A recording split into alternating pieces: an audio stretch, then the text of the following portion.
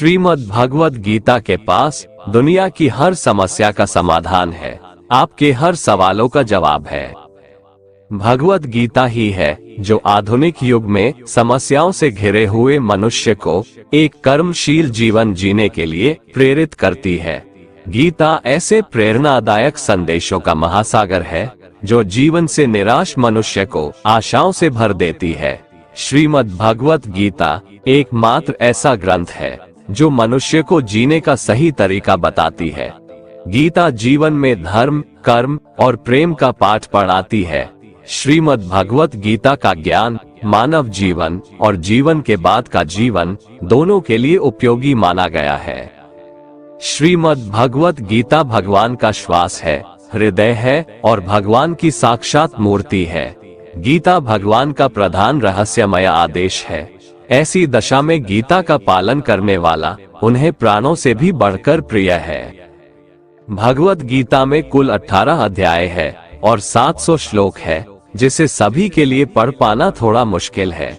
इसीलिए आज के इस बेहद ही खास वीडियो में हम श्रीमद् भगवत गीता के 30 विचारों के बारे में बात करने वाले हैं, जिन्हें जानकर आप श्रीमद् भगवत गीता का सही मतलब समझ पाएंगे। इसलिए इन विचारों को आप हर रोज जरूर सुने। तो चलिए जानते हैं भगवत गीता के 30 महत्वपूर्ण विचारों को। भगवान श्री कृष्ण अर्जुन को उपदेश देते हुए कहते हैं कि हे अर्जुन, क्यों व्यर्थ चिंता करते हो? किससे व्यर्थ डरते हो? कौन तुम्हें मार सकता है? यह आत्मा अजर अमर है। आत्मा न तो मरता है और न ही जन्म लेता है, क्योंकि आत्मा अजन्मा, नित्य, सनातन और पुरातन है। शरीर के मारे जाने पर भी यह नहीं मरता। जिस प्रकार मनुष्य अपने पुराने वस्त्रों को त्याग कर नए वस्त्र धारण करता है, ठीक उसी प्रकार आत्मा पुराने व्यर्थ शरीर को त्याग कर नए शरीर को धारण करती है।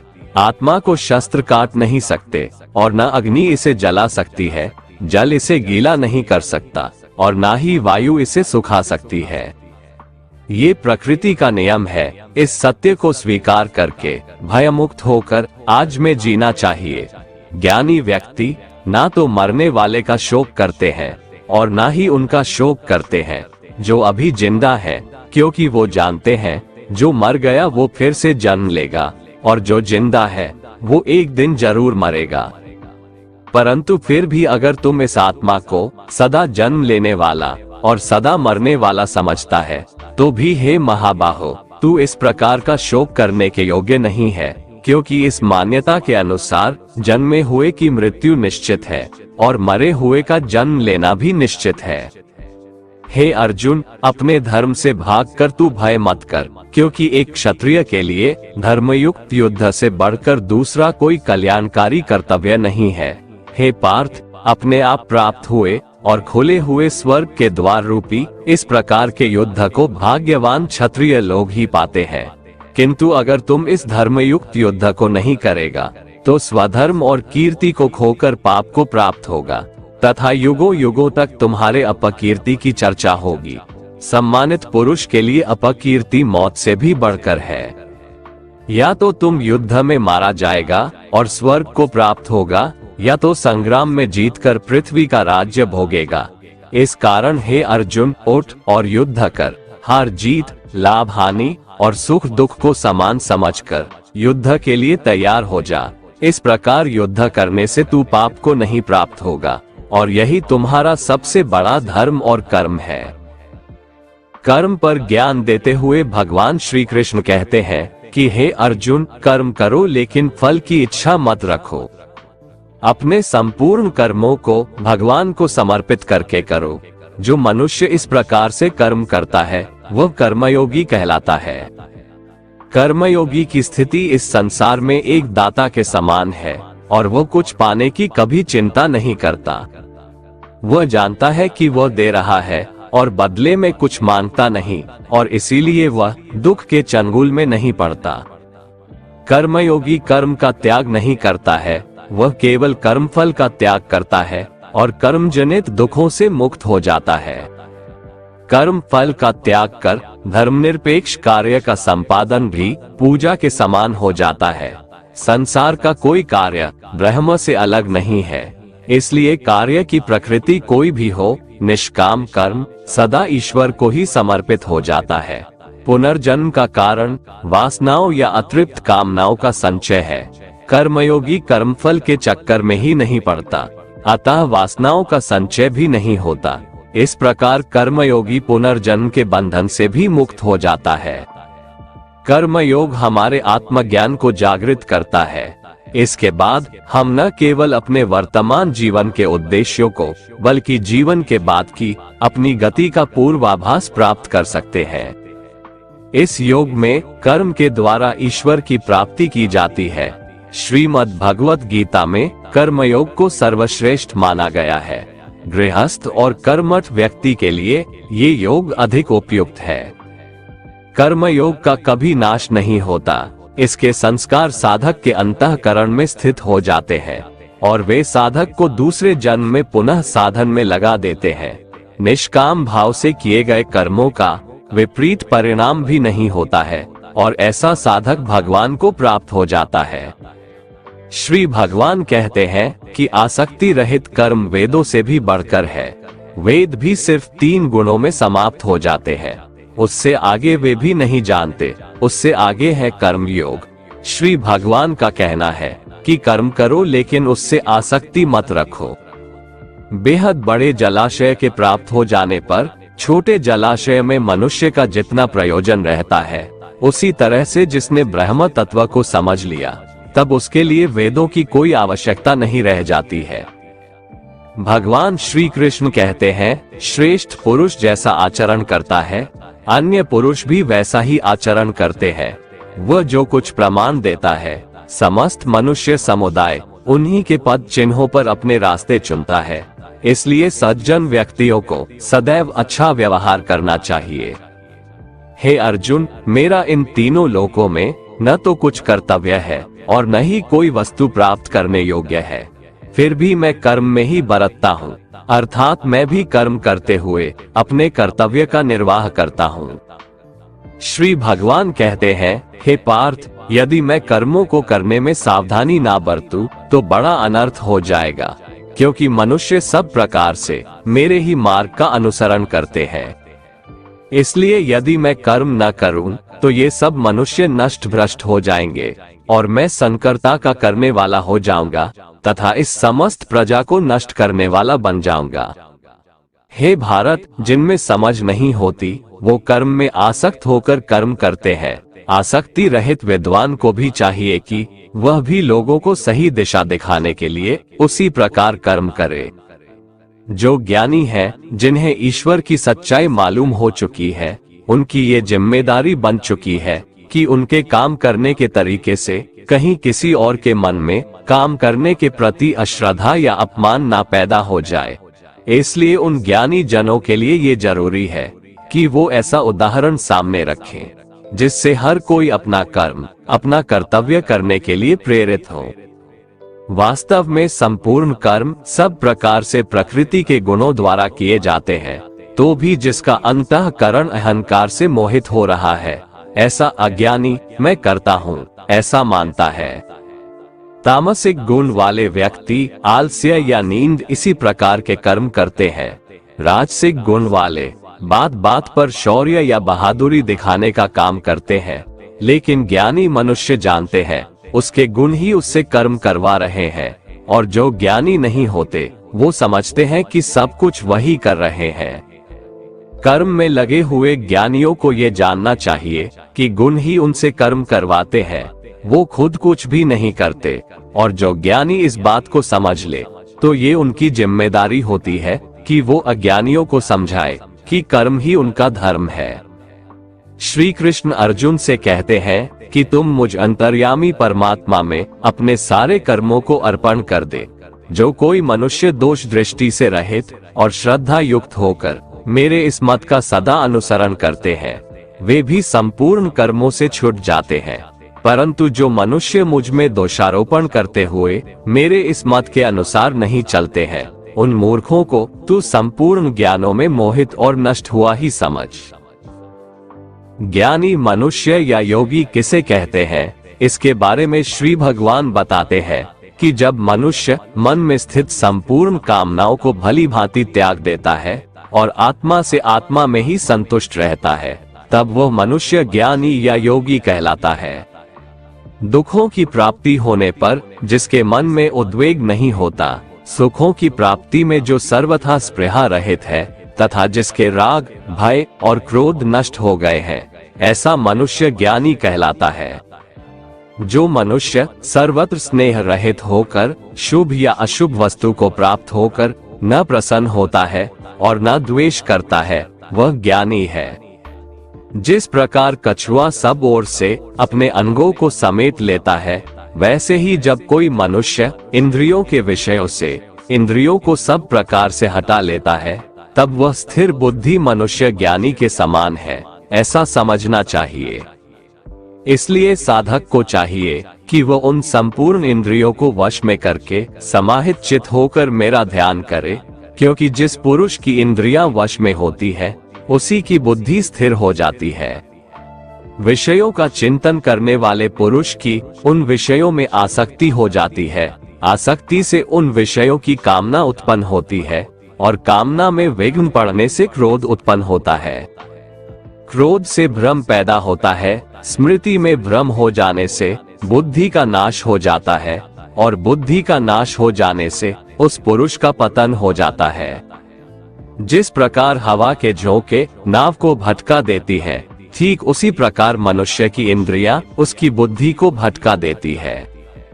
इसलिए हे महाबाहो, जिस पुरुष की इंद्रियां उसके बस में होती है, उसी की बुद्धि स्थिर है और वही पुरुष योगी या ज्ञानी कहलाता है।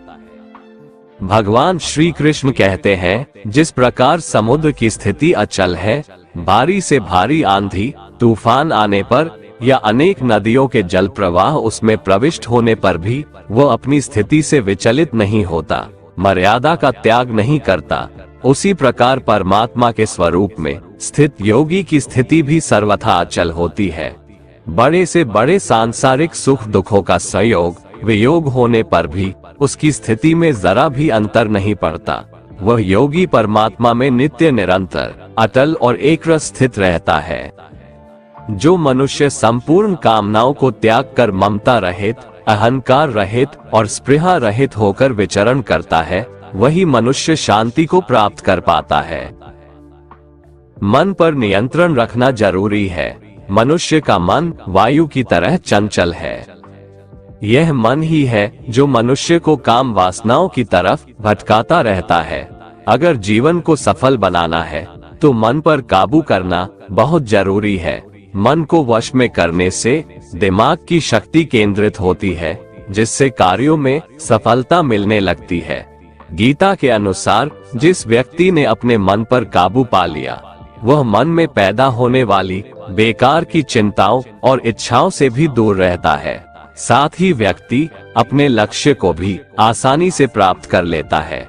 अगर मन को वश में नहीं करोगे तो वह तुम्हारा सबसे बड़ा शत्रु बन जाएगा। हमेशा शक करने वाला व्यक्ति कभी शांति प्राप्त नहीं कर पाता है, इसलिए संदेह करने से बचें। अधिक संदेह करने से मन की शांति भंग हो जाती है और व्यक्ति भ्रमित होकर अपने संबंधों को नष्ट कर डालता है। जो हुआ वह अच्छा हुआ, जो हो रहा है वह अच्छा हो रहा है, जो होगा वह भी अच्छा ही होगा। तुम भूत का पश्चाताप न करो, भविष्य की चिंता न करो, अभी तो वर्तमान चल रहा है।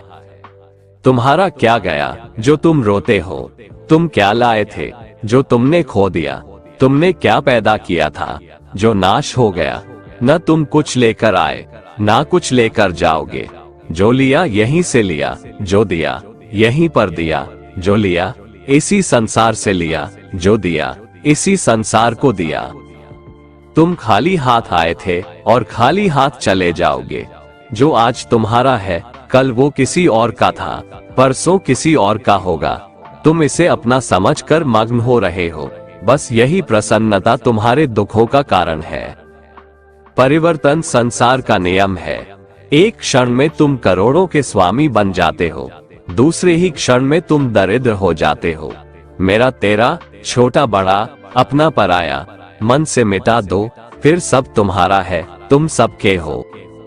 भगवान श्री कृष्ण कहते हैं कि मैं ही सबकी शुरुआत हूँ। मैं शुरुआत से पहले भी था और सब खत्म होने के बाद भी रहूंगा। सब मुझ में है और मैं सब में हूँ। ये धरती, चंद्रमा, सूरज, मिट्टी, हवा, पानी सब मैंने बनाए हैं। मैंने ही भगवान, शैतान, राक्षस और इंसान बनाया। मैं ही ब्रह्मा हूँ, मैं ही विष्णु हूँ और मैं ही महेश हूँ। मैं धरती की मधुर सुगंध हूँ, मैं अग्नि की ऊष्मा हूँ। सभी जीवित प्राणियों का जीवन और सन्यासियों का आत्म संयम भी मैं ही हूँ।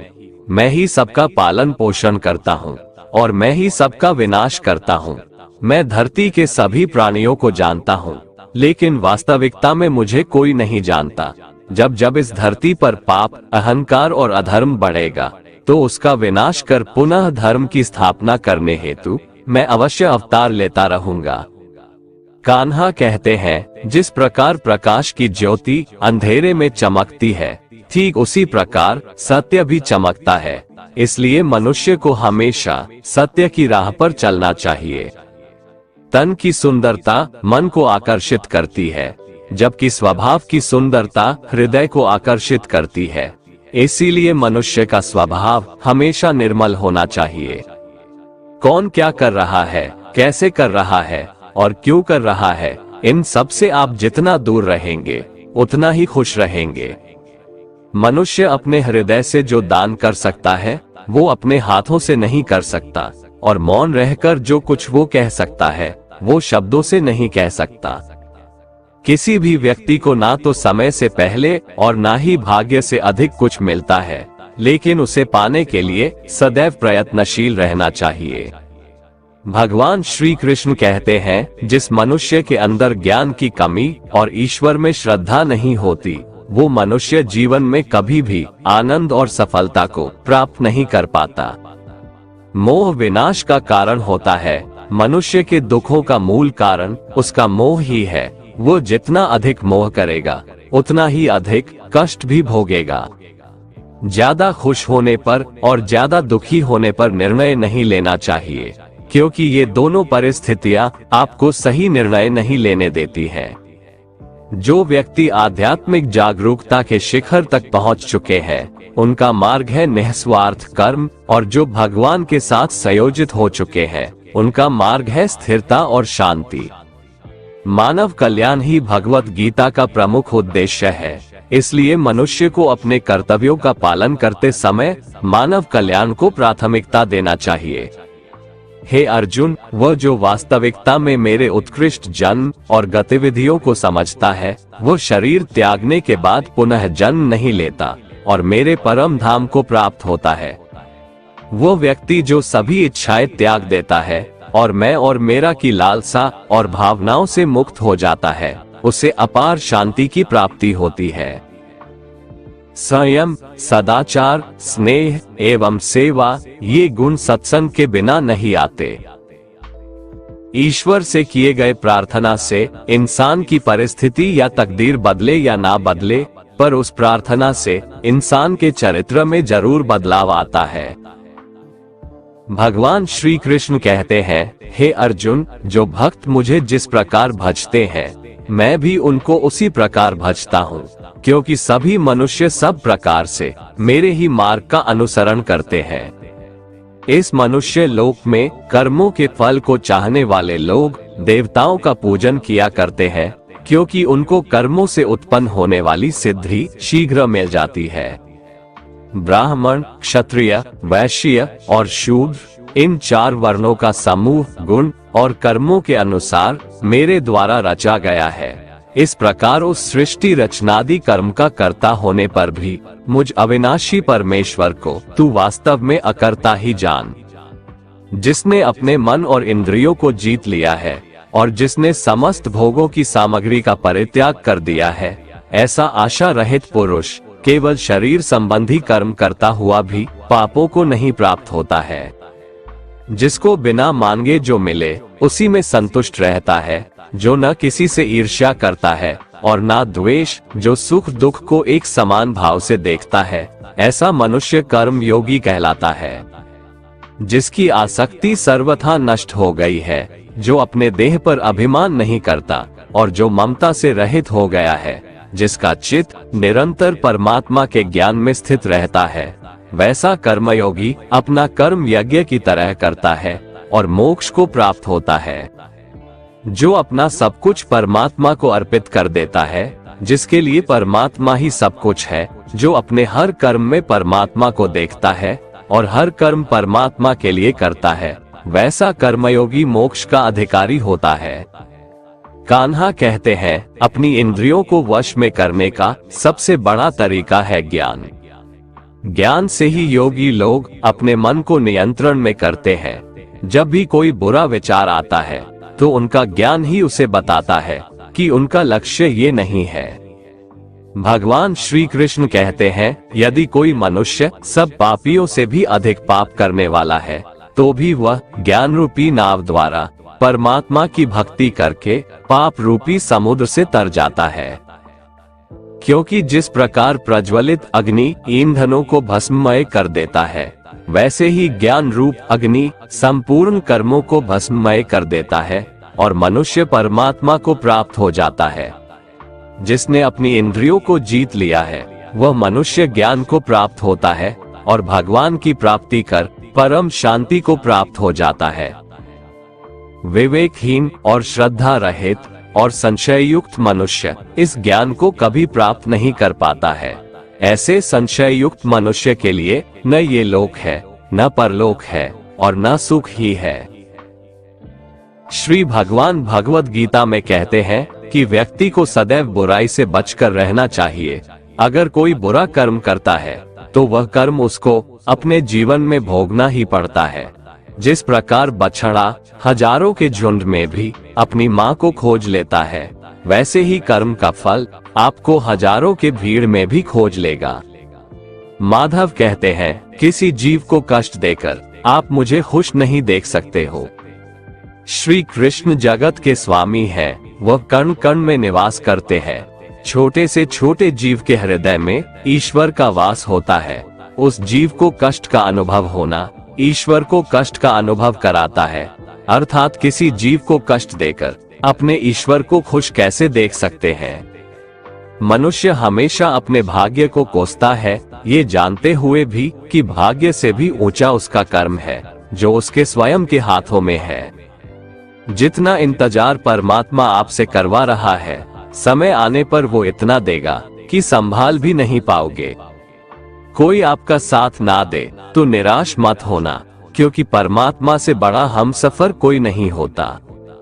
विश्वास के बगैर इस दुनिया में कोई भी रिश्ता ज्यादा देर तक कायम नहीं रह सकता। केवल ज्ञान ही एक ऐसा अक्षय तत्व है जो कहीं भी, किसी भी अवस्था में और किसी भी काल में मनुष्य का साथ नहीं छोड़ता। धरती पर जिस प्रकार मौसम में बदलाव आता है, उसी प्रकार जीवन में भी सुख दुख आता जाता रहता है।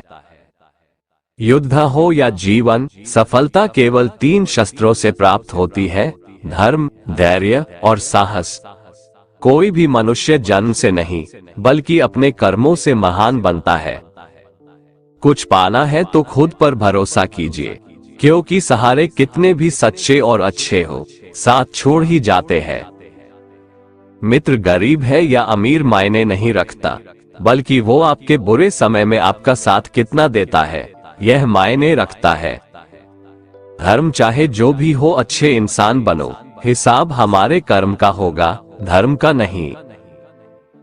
प्रकृति के 3 गुण, सत्व गुण, रज गुण और तम गुण से उत्पन्न होने वाले भाव, उन सबको तू मुझसे उत्पन्न होने वाला समझ, परंतु प्रकृति के गुण मेरे अधीन रहते हैं, मैं उनके अधीन नहीं हूँ। प्रकृति के इन तीनों गुणों से उत्पन्न भावों द्वारा संसार के सभी जीव मोहग्रस्त रहते हैं। इस कारण वे मुझ परम अविनाशी को नहीं जान पाते हैं। हे अर्जुन, इन तीनों दिव्य गुणों से युक्त मेरी माया को पार कर पाना असंभव है, परंतु जो मनुष्य मेरे शरणागत हो जाते हैं, वह मेरी इस माया को आसानी से पार कर जाते हैं। मनुष्यों में अधर्मी और दुष्ट स्वभाव वाले मूर्ख लोग मेरी शरण ग्रहण नहीं करते हैं। ऐसे नास्तिक स्वभाव धारण करने वालों का ज्ञान मेरी माया द्वारा हर लिया जाता है। बुद्धिहीन मनुष्य मुझ अप्रकट परमात्मा को मनुष्य की तरह जन्म लेने वाला समझते हैं, इसलिए वह मेरे सर्वश्रेष्ठ अविनाशी स्वरूप के परम प्रभाव को नहीं समझ पाते हैं। मैं सभी के लिए प्रकट नहीं हूँ, क्योंकि मैं अपनी योग माया द्वारा आच्छादित रहता हूँ। इसलिए यह मूर्ख मनुष्य मुझ अविनाशी परमात्मा को नहीं समझ पाते हैं। जो मनुष्य जीवन के अंत समय में मेरा ही स्मरण करता हुआ शारीरिक बंधन से मुक्त होता है, वह मेरे ही भाव को अर्थात मुझको ही प्राप्त होता है, इसमें कुछ भी संदेह नहीं है। हे कुंती पुत्र, मनुष्य अंत समय में जिस जिस भाव का स्मरण करता हुआ शरीर का त्याग करता है, वह उसी भाव को ही प्राप्त होता है जिस भाव का जीवन में निरंतर स्मरण किया है। इसलिए हे अर्जुन, तू हर समय मेरा ही स्मरण कर, मन बुद्धि से मेरे शरणागत होकर तू निश्चित रूप से मुझको ही प्राप्त होगा। हे पृथा पुत्र, जो मनुष्य बिना विचलित हुए अपनी चेतना अर्थात आत्मा से योग में स्थित होने का अभ्यास करता है, वह निरंतर चिंतन करता हुआ उस दिव्य परमात्मा को ही प्राप्त होता है। मनुष्य को उस परमात्मा के स्वरूप का स्मरण करना चाहिए, जो कि सभी को जानने वाला है, पुरातन है, जगत का नियंता है, सूक्ष्म से भी अति सूक्ष्म है, सभी का पालन करता है, अकल्पनीय स्वरूप है, सूर्य के समान प्रकाशमान है और अंधकार से परे स्थित है। जो मनुष्य मृत्यु के समय अचल मन से भक्ति में लगा हुआ योग शक्ति के द्वारा प्राण को दोनों भौहों के मध्य में पूर्ण रूप से स्थापित कर लेता है, वह निश्चित रूप से परमात्मा के उस परम धाम को ही प्राप्त होता है। हे पृथा पुत्र अर्जुन, जो मनुष्य मेरे अतिरिक्त अन्य किसी का मन से चिंतन नहीं करता है और सदैव नियमित रूप से मेरा ही स्मरण करता है, उस नियमित रूप से मेरी भक्ति में स्थित भक्त के लिए मैं सरलता से प्राप्त हो जाता हूँ। मुझे प्राप्त करके उस मनुष्य का इस दुख रूपी अस्तित्व रहित क्षणभंगुर संसार में पुनर्जन्म कभी नहीं होता है, बल्कि वह महात्मा परम सिद्धि को प्राप्त करके मेरे परम धाम को प्राप्त होता है।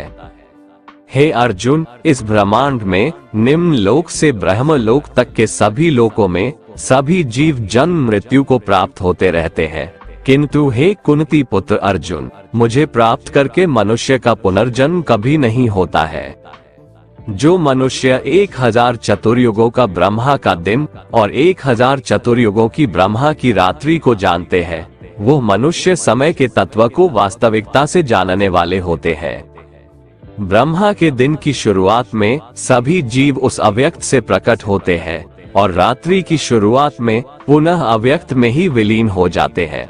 उस अव्यक्त को ही ब्रह्म के नाम से जाना जाता है।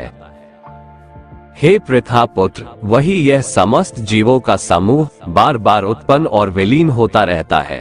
ब्रह्मा की रात्रि के आने पर विलीन हो जाता है और दिन के आने पर अपने आप प्रकट हो जाता है, लेकिन उस अव्यक्त ब्रह्म के अतिरिक्त शाश्वत परम अव्यक्त पर ब्रह्म है।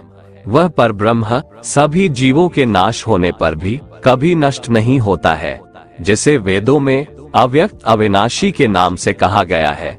उसी को परम गति कहा जाता है, जिसको प्राप्त करके मनुष्य कभी वापस नहीं आता है, वही मेरा परम धाम है। हे कुंती पुत्र, कल्प के अंत में सभी प्राणी मेरी प्रकृति में प्रवेश करके विलीन हो जाते हैं और अगले कल्प के आरंभ में उनको अपनी इच्छा शक्ति से मैं फिर उत्पन्न करता हूँ। 84 लाख योनियों में सभी प्राणी अपनी इच्छा शक्ति के कारण बार बार मेरी इच्छा शक्ति से विलीन और उत्पन्न होते रहते हैं। ये सभी पूर्ण रूप से खुद ही मेरी इच्छा शक्ति के अधीन होते हैं, अर्थात मेरी प्रकृति के अधीन होते हैं। हे धनंजय, ये सभी कर्म मुझे बांध नहीं पाते हैं, क्योंकि मैं उन कार्यों में बिना किसी फल की इच्छा से उदासीन भाव में स्थित रहता हूँ। हे कुंती पुत्र, मेरी अधीनता में मेरी अपराध शक्ति सभी चर तथा अचर जीव उत्पन्न और विनिष्ट करती रहती है। इसी कारण से यह संसार परिवर्तनशील है। मूर्ख मनुष्य मुझे अपने ही समान जन्म मृत्यु को प्राप्त होने वाला समझते हैं, इसलिए वह सभी मनुष्य जीवात्माओं का परम ईश्वर वाले मेरे स्वभाव को नहीं समझ पाते हैं। ऐसे मनुष्य कभी न पूर्ण होने वाली आशा में, कभी न पूर्ण होने वाले कर्मों में और कभी न प्राप्त होने वाले ज्ञान में मोहग्रस्त होकर मेरी मोहने वाली भौतिक प्रकृति की ओर आकृष्ट होकर निश्चित रूप से राक्षसी प्रवृत्ति और आसुरी स्वभाव धारण किए रहते हैं। हे पृथा पुत्र, मोह से मुक्त हुए महापुरुष दैवीय स्वभाव को धारण करके मेरी शरण ग्रहण करते हैं और मुझको सभी जीवात्माओं का उद्गम जानकर अनन्य भाव से मुझ अविनाशी का स्मरण करते हैं। ऐसे महापुरुष दृढ़ संकल्प से प्रयत्न करके निरंतर मेरे नाम और महिमा का गुणगान करते हैं और सदैव मेरी भक्ति में स्थिर होकर मुझे बार बार प्रणाम करते हुए मेरी पूजा करते हैं। कुछ मनुष्य ज्ञान के अनुशीलन द्वारा यज्ञ करके, कुछ मनुष्य मुझे एक ही तत्व जानकर, कुछ मनुष्य अलग अलग तत्व जानकर अनेक विधियों से निश्चित रूप से मेरे विश्व स्वरूप की ही पूजा करते हैं। हे अर्जुन, मैं ही वैदिक कर्मकांड को करने वाला हूँ, मैं ही यज्ञ हूँ, मैं ही पितरों को दिए जाने वाला तर्पण हूँ, मैं ही जड़ी बूटी रूप में औषधि हूँ, मैं ही मंत्र हूँ, मैं ही घृत हूँ, मैं ही अग्नि हूँ और मैं ही हवन में दी जाने वाली आहुति हूँ। इस संपूर्ण ब्रह्मांड का मैं ही पालन करने वाला पिता हूँ, मैं ही उत्पन्न करने वाली माता हूँ, मैं ही मूल स्रोत दाता हूँ, मैं ही इसे धारण करने वाला हूँ, मैं ही पवित्र करने वाला ओंकार शब्द से जानने योग्य हूँ, मैं ही ऋग्वेद, सामवेद और यजुर्वेद हूँ। मैं ही सभी प्राप्त होने वाला परम लक्ष्य हूँ, मैं ही सभी का भरण पोषण करने वाला हूँ, मैं ही सभी का स्वामी हूँ, मैं ही सभी के अच्छे बुरे कर्मों को देखने वाला हूँ, मैं ही सभी का परम धाम हूँ, मैं ही सभी की शरण स्थली हूँ, मैं ही सभी से प्रेम करने वाला घनिष्ठ मित्र हूँ, मैं ही सृष्टि को उत्पन्न करने वाला हूँ, मैं ही सृष्टि का संहार करने वाला हूँ, मैं ही सभी का स्थिर आधार हूँ, मैं ही सभी को आश्रय देने वाला हूँ और मैं ही सभी का अविनाशी कारण हूँ। हे अर्जुन, मैं ही सूर्य रूप में तपकर जल को भाप रूप में रोककर बारिश रूप में उत्पन्न होता हूँ, मैं ही निश्चित रूप से अमर तत्व हूँ, मैं ही मृत तत्व हूँ, मैं ही सत्य रूप में तत्व हूँ और मैं ही असत्य रूप में पदार्थ हूँ। जो मनुष्य तीनों वेदों के अनुसार यज्ञों के द्वारा मेरी पूजा करके सभी पापों से पवित्र होकर स्वर्ग लोकों की प्राप्ति के लिए प्रार्थना करते हैं, वह मनुष्य अपने पुण्यों के फल स्वरूप इंद्र लोक में जन्म को प्राप्त होकर स्वर्ग में देवी देवताओं वाले सुखों को भोगते हैं। वह जीवात्मा उस विशाल स्वर्ग लोक के सुखों का भोग करके पुण्य फलों के समाप्त होने पर इस मृत्यु लोक में पुनः जन्म को प्राप्त होते हैं। इस प्रकार तीनों वेदों के सिद्धांतों का पालन करके सांसारिक सुख की कामना वाले मनुष्य बार बार जन्म और मृत्यु को प्राप्त होते रहते हैं। जो मनुष्य एकमात्र मुझे लक्ष्य मानकर अनन्य भाव से मेरा ही स्मरण करते हुए कर्तव्य कर्म द्वारा पूजा करते हैं, जो सदैव निरंतर मेरी भक्ति में लीन रहता है, उस मनुष्य की सभी आवश्यकताएं और सुरक्षा की जिम्मेदारी मैं स्वयं निभाता हूँ।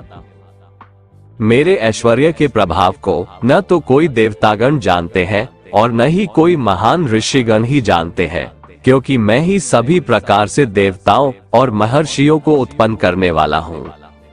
जो मनुष्य मुझे जन्म मृत्यु रहित, आदि अंत रहित और सभी लोकों का महान ईश्वरीय रूप को जान जाता है, वह मृत्यु को प्राप्त होने वाला मनुष्य मोह से मुक्त होकर सभी पापों से मुक्त हो जाता है।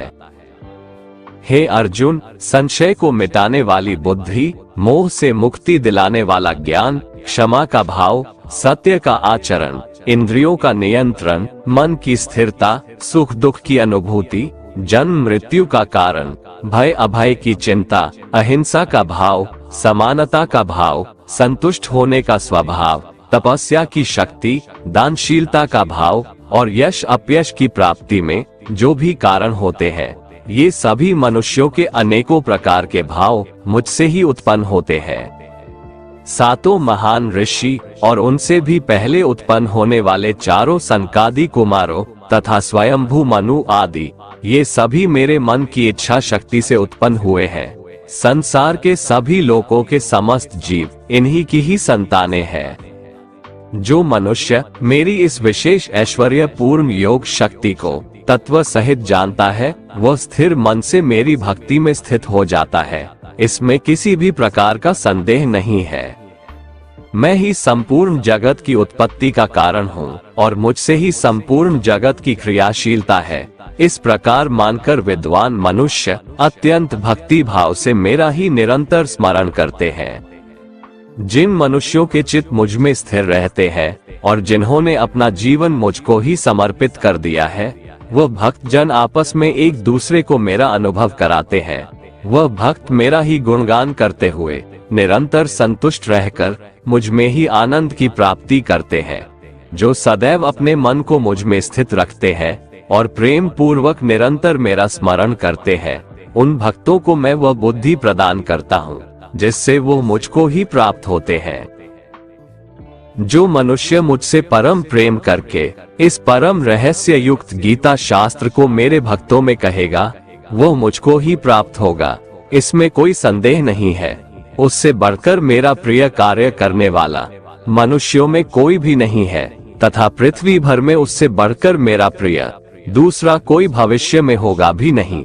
जो मनुष्य श्रद्धायुक्त दोषों से रहित होकर इस गीता शास्त्र का श्रवण भी करेगा, वह भी सभी पापों से मुक्त होकर मेरे परम धाम को प्राप्त होगा। दोस्तों, अगर आपको हमारा ये वीडियो पसंद आया तो कमेंट में जय श्री राधे कृष्ण लिखें और ऐसे ही प्रेरणादायक वीडियो देखने के लिए हमारे चैनल को सब्सक्राइब कर लें। जय श्री राधे कृष्ण।